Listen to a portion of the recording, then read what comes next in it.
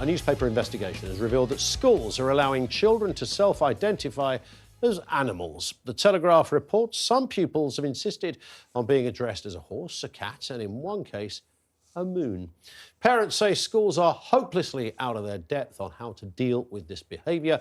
It follows the release of a leaked audio recording of pupils at an East Sussex school being reprimanded by a teacher for refusing to accept a classmate's decision to identify as a cat. Number 10 has now waded into the issue, telling head teachers to intervene and stop children identifying as animals and neo-genders. It comes as school leaders wait for official guidance on the issue that's due to be published this week. This is all rather simple. You can pepper in a bit of hyperbole here as to whether anyone was really asking to be identified as a cat or a moon, or whether they were just being a bit mischievous, as some people are. But the broader principle still stands, and that is that when these kids at one particular school that they recorded had the discussion with the teacher, I mean, the teacher was incredulous. The teacher couldn't believe that they were questioning this. How are you to question somebody's identity, they said. Now, of course, that teacher should clearly be in jail right now for being a bloody idiot, because it's very, very simple. The pronoun thing, by the way, you know, I heard Peter Tatchell on Piers a little earlier, or tweeting about the fact that, you know, so this is outrageous, they're stopping 5 minutes ago, this argument didn't even exist. You know, you have pronouns. How is it settled? There are, well, of course I have pronouns. You have pronouns as well. There are, yes, and we all know what they are. Yeah. You're a he or she, you can't be anything else. Well, you can. You can. You're a she. You can identify as a gender. Look, there's a difference between biological sex and gender. Biological sex, you've got male, you've got female, you've got intersex, where some people No, you're just going to repeat something that isn't demonstrably true. OK, It's not based on science. It's based on what you want to believe politically. Because biological sex... Because it suits you to muck it up a bit, Nicola Thorpe. Biological sex is based on biology and science. Gender is based on societal acceptance and the fact that... Well, it is now. It didn't used to be. No, but society has moved on. Yeah. And no, it hasn't. Yes, it well, has. Some elements in society have moved on and decided to reinvent the wheel. But you don't need to reinvent the wheel. The wheel's fine. Trans people have always existed in multiple cultures around the world. It's not trans people. It's not about that. Yes, trans is... nothing to do with trans people. It is, because we're talking about transgender. We're talking about people who are born female and identify as male. That's a whole different ballgame. But that's changing pronouns. We're talking here about people who just decide politically, out of mischief, because they fancy it, out of fashion, to call themselves X, Y, or Z. Well, like Piers Morgan did. Like Piers Morgan said he was a lesbian and he said he was a penguin. No. It is that that has scuppered the trans. Piers was making a point about it and he was being mischievous. We don't genuinely believe that Piers is a penguin, do we? He was just making a point, which is exactly what these children were doing, saying, oh, what if I identified as a cat? They're just making a point. They don't genuinely identify as a cat. Let's just take a step back. Doesn't make it real, though, does it? No, but hang on a second. You've got to take a step back from those who are being mischievous, and indeed we all understand that identifying as animals and all this sort of business, there are a whole range of different issues that might arise from that. When we talk about, or when one is talking about gender and biological sex and gender, there is some learning to be done. And I know and I understand what you're saying, and I understand what people have said in the past. That having been said, there are a lot of things that were also said in the past that were either offensive or indeed very troubling and difficult for a very small element of our population. And the thing is that you are probably very happy with who you are and what you are. There are other people in our society who aren't. And as a result of how society has treated them, it has made their lives extremely difficult. I am not suggesting, According to them. According to them, yes, right? No. So they say my life is difficult. Let's go with the easiest example, Mike. The easiest example. The easiest example is to go back in time as to how... about this. No, I'm going to interrupt James has an insight into I'm going to interrupt him, because the point is that you can say that, you know, being called trans is the same as somebody being racist about you or not recognising something. It's not true. Schools are for teaching kids. I'm not interested in what kids want to say they are. I'm interested in teachers teaching the kids geography, history, maths, English, and all the rest of it. If you want to start deciding that your gender has suddenly become more fluid, when you leave school, that's fine. But not when you're at school. No, but you see, I think this is... I think... Sorry. I I think we have to remember that these are children, right? Who are still using their imagination, who are probably being a bit mischievous, who are just discovering who they are, right? I mean, when my daughter was like 3 or 4, she wanted to be Winnie the Pooh, and then she wanted to be a princess. Yeah. You know, they just want to be and identify as different things. And I think that that's absolutely Which has always fine. happened. We don't necessarily need to indulge them. We don't necessarily need to argue with them. I don't think a teacher should be saying that you cannot identify as a cat, you cannot do this. They're children and they're using their imagination, which is, there's absolutely nothing wrong with that. Yeah, but there is a rebellion. There's an hold on. There is, you know, an element where you do have, you know, in a school somewhere, and our school said there's a child identifying as the moon, one identifying as a cat. There could be other issues at play here. There could be problems here. That's a separate issue. That is, I think, children identifying as cats, moons, using their imagination is separate from the trans issue. And we don't need to conflate the two. But I think that we need to be very careful, though, because you say that, you know, this is something to be decided after school.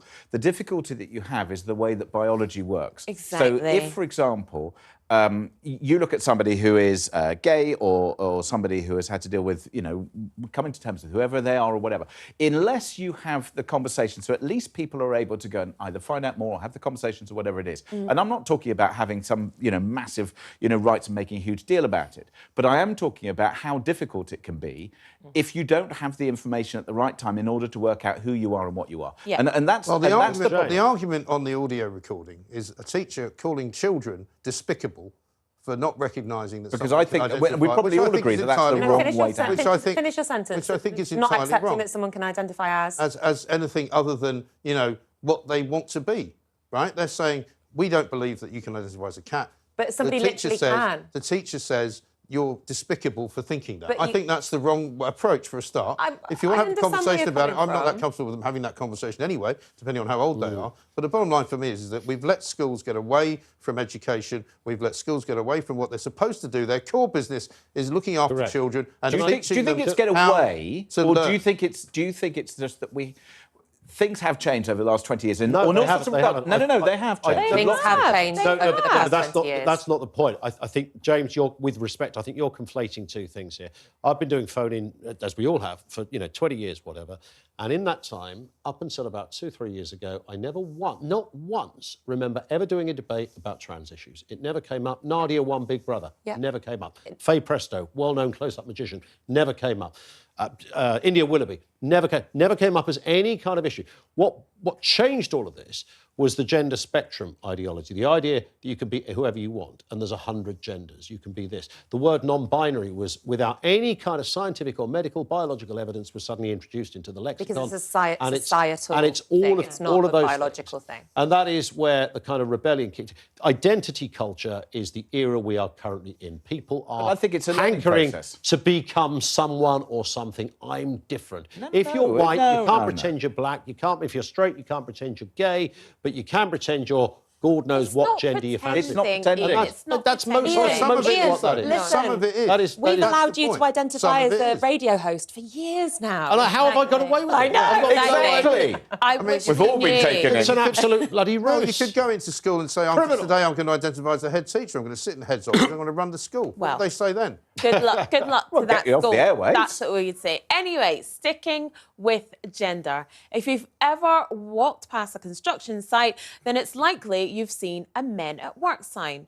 But did it make you angry? Well, someone complained about this one being sexist to South West Water, so they've ordered a review of all their signs to ensure it aligns with their business values. But their customers are raging that the company is wasting resources when it's been fined millions for dumping sewage and are enforcing a hosepipe ban despite the wettest March for 42 years. Now, this to me is a complete and utter waste of time. First of all, if the particular site has men and women and everyone in between at work fixing the pipes, then perhaps you could have a people at work sign. But generally, it's men at work. And it's not, actually, it shouldn't even be men at work. It should be men hardly working. Yeah. Because...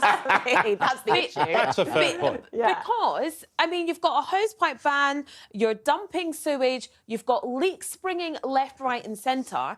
Instead of focusing on this nonsense, and whoever's idea this was, you need to find a new job. Instead of focusing on this nonsense, just do your job of providing clean water to people in the southwest. Maybe talk about the gender pay gap issue. Yeah. What about that? Because this is a monumental waste of time. Men at work, you can't have that. No, ultimately, yes, it is sexist.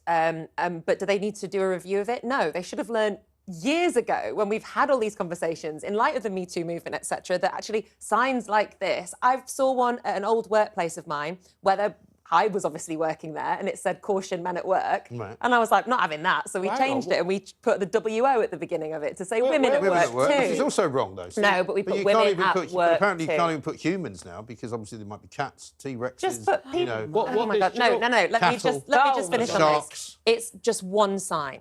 And this becomes this huge issue because they're now calling it like, oh, it's this the woke brigade are trying to take away our signs. No one is trying to take away your signs. Your sign just exists and it says men on it, which is a bit sexist because there could be women there. End of. It's not that big a deal. Can I give it spoiler alert? There won't be women there.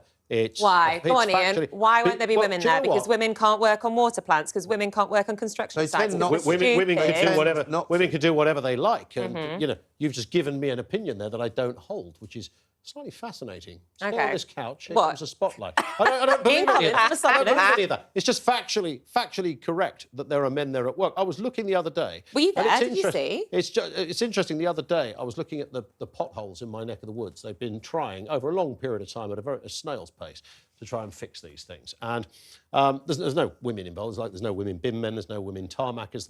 Hang on. Can I finish? Can I finish? There are. Can I finish? Exactly. There are women refuse collectors. Thank you very much. Very, very rare. Probably, less than half of 0.1%. My point is that whenever we talk about equality, who doesn't agree with equality? Of course, everybody does. These jobs are open to women as much as men.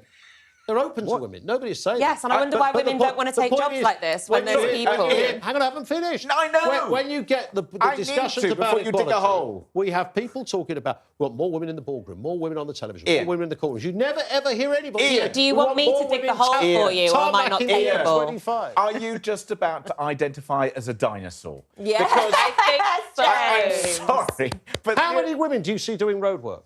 I've just seen, and you talked about refuse collectors. Half of the refuse collectors team where I live are women. Bullshit. I have a woman mechanic. That's not true. 50%. He's having a laugh. I have a female plumber. I have a female plumber and a female engineer, mechanical engineer. So they exist. They do exist. By the way, I have a trans electrician, and that's absolutely true. They do exist. So nobody's saying they don't exist. The jobs are open. Yeah. The point is on balance, statistically, when you put that sign up saying men at work, it's 99.9% chance it's factually correct. If it is 100% men, then fine, men at work, why are we making fuss? Well, you've got to get another load of signs. Okay. What a load of old cobblers.